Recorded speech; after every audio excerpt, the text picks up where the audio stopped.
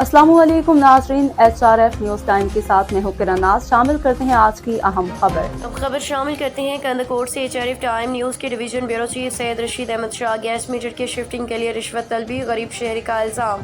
कंदकोट गुलशेर मोहल्ला के रहायशी जायद शेख ने इल्ज़ाम आयद किया कि शहर में नई गैस लाइन बिछाई गई है, लेकिन पुरानी लाइन से नई लाइन पर मीटर की शिफ्टिंग के लिए बंगवार नामी शख्स 3,000 रुपये रिश्वत तलब कर रहा है।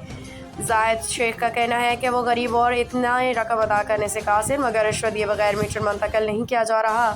उसने डिप्टी कमिश्नर कश्मीर सुई सदरन गैस हुकाम से अपील की है कि इस मामले का नोटिस लेकर इंसाफ फराहम किया जाए।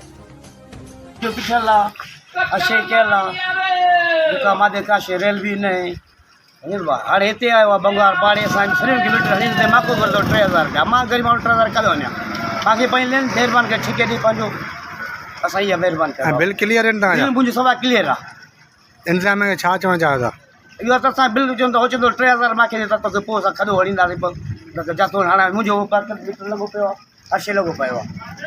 हे दादा जी कंदा न असां ग़रीब माण्हू 3000 कदो वञा मां सॼी पाड़े लॻे हिकिड़े माण्हू न लॻो आहे।